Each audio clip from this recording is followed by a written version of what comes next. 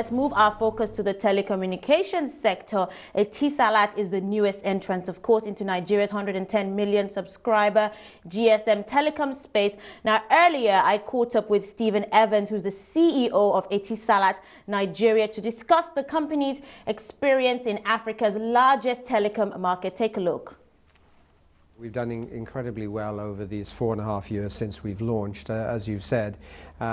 Clearly, most of that has been about attracting subscribers who are primarily using our voice services for voice calls.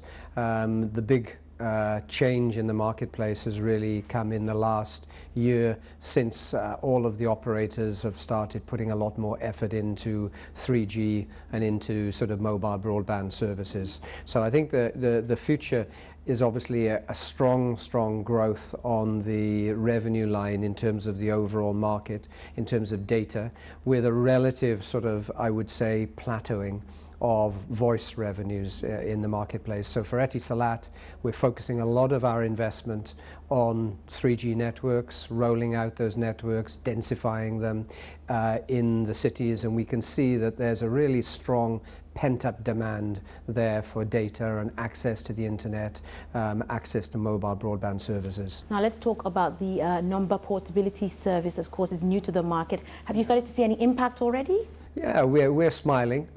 So, and we're smiling because at this moment in time, we're probably attracting at least half of the port-ins in the marketplace. You know, it's a good story for us. I think Etisalat has got a reputation for high-quality network, both in voice and data. It's got a reputation for innovation and good value for money and transparency for its customers. And so what we're seeing now is customers who have perhaps had their telephone numbers since 2002, 2003, 2004, and have thousands of people who know that telephone number are moving across to us. So we're seeing some very high value customers, you know, coming across to Etisalat. It's early days. We're still sorting out a few teething problems with mobile number portability to make sure that the process is smooth. But, you know, early signs are really positive for us.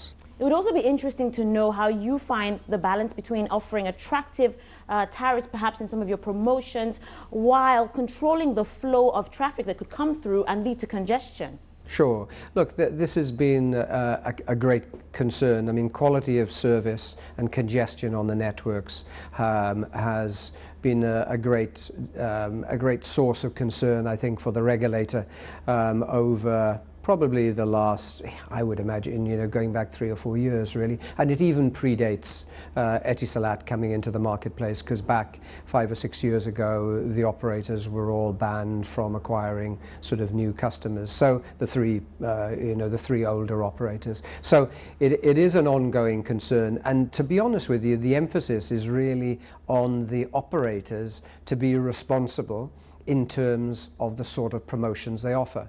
You know, if you offer a promotion which boosts your traffic during the peak hour in the evening and doubles it, well, you know, there is not one of the operators who has the capacity to do that. So you have to be responsible in terms of the promotions you offer. And what we at Etisalat have found, and the sort of principles we adopt, are essentially: don't offer a promotion if it's going to compromise the quality of the network.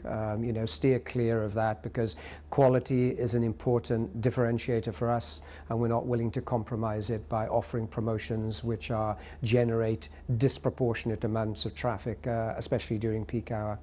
Now, I heard you recently got back from the north of Nigeria, and of course we know the challenges that have come out of that region. There's of course a security crisis. There's also the issue of vandalism, which is affecting the telecoms industry. So how are some of those challenges impacting on your business?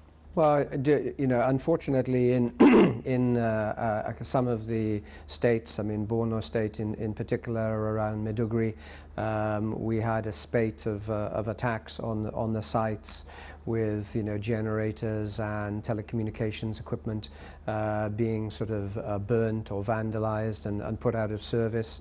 So we lost in excess of 30 sites. But the knock-on effect of that was that we actually lost, from a usage point of view, probably more than 100 sites, because obviously individual sites are connected to other sites, and sometimes if you take down one site, you then lose the site that is standing behind it. So it's something that's of great concern to us as operators. It's very difficult to protect our sites from these sorts of attacks.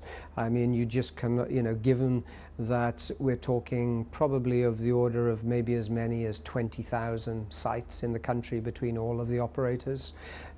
Clearly, you cannot possibly have substantial numbers of people and arms on all of those sites.